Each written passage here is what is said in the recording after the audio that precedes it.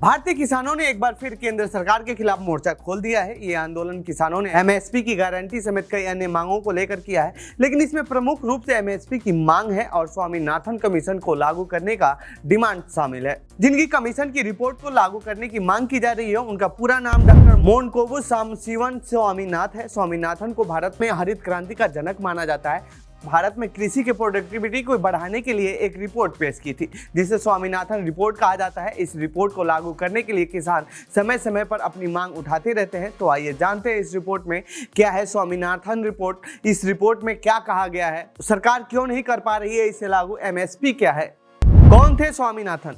साल 1925 में तमिलनाडु के कुंभकोणम में जन्मे स्वामीनाथन ने भारत को खाद्यान्न के क्षेत्र में आत्मनिर्भर बनाने में अहम भूमिका निभाई थी।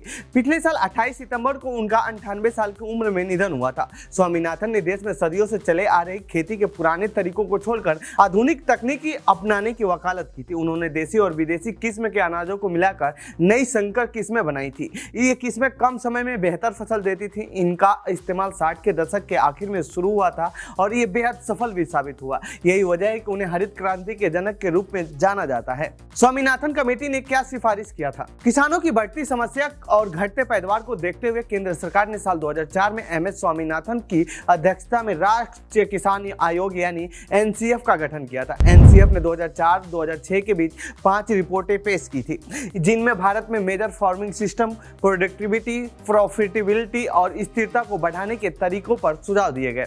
इसके साथ ही इस रिपोर्ट ने सरकार से सिफारिश की थी कि सरकार किसानों की फसलों को लागत मूल्य से सीधे 1.5 गुना कीमत पर खरीदे और आगे अपने हिसाब से बेचे। इसके अलावा कमेटी ने मुख्यतः किसानों के लिए लैंड रिफॉर्म, सिंचाई प्रोडक्शन क्रेडिट और बीमा, फूड सिक्योरिटी से संबंधित सिफारिशें की थी। इन्हीं सिफारिशों को आसान भाषा में स्वामीनाथन की रिपोर्ट कही जाती है। ये रिपोर्ट 2006 के अंत और 2007 के शुरुआत में सरकार को सौंप दी गई थी। इसके बाद से ही सरकारें इसे लागू करने की बात करती हैं, लेकिन इसे अब तक लागू नहीं किया जा सका है। क्या है एमएसपी? किसान स्वामीनाथन कमेटी को लागू करने की क्यों मांग कर रहा है, इसको समझने के लिए आपको एमएसपी यानी मिनिमम सपोर्ट प्राइस को समझना होगा।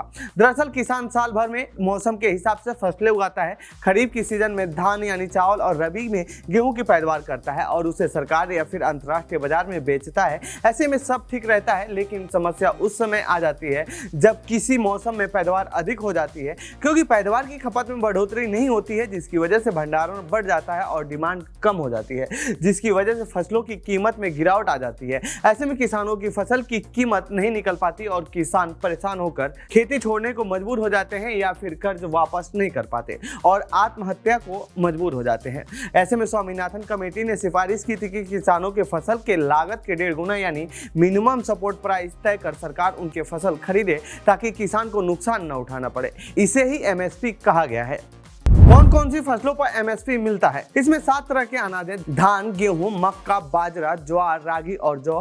5 तरह की दालें हैं, चना, अरहर, उड़द, मूंग और मंसूर। 7 तिलहन है, रेपसीड, सरसों, मूंगफली, सोयाबीन, सूरजमुखी, तिल, कुसुम, निगर सीड। 4 व्यावसायिक फसलें हैं, कपास, गन्ना, खोपरा, कच्चा, जूट। एमएसपी के बाजार की कीमतों को भी एक आधार मिल जाता है और ये सुनिश्चित हो सकता है कि किसानों को एक निश्चित प्राथमिक मिले ही, ताकि उनकी खेती की लागत कम हो सके। क्या एमएसपी की गारंटी दी जा सकती है? एमएसपी की गारंटी देने के लिए 3 तरीके हैं।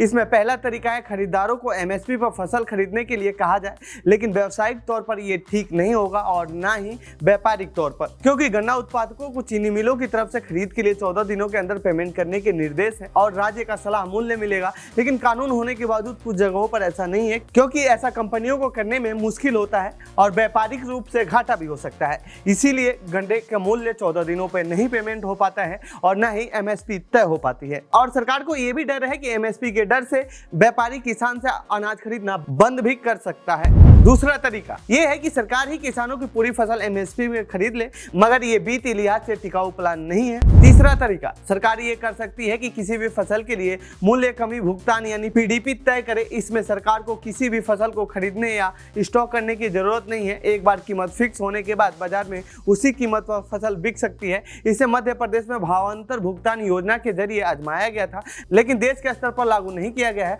तो अलग अलग भौगोलिक क्षेत्रों के हिसाब से इसमें भी खामियां निकल सकती हैं। तो ऐसे में सरकार के सामने भी एमएसपी लागू करने के पीछे कई चुनौतियां हैं, जिसकी वजह से इसे लागू नहीं किया जा रहा है। इस रिपोर्ट में फिलहाल इतना ही। बाकी देश दुनिया की खबरों के लिए बने रहिए जनसत्ता के साथ। धन्यवाद।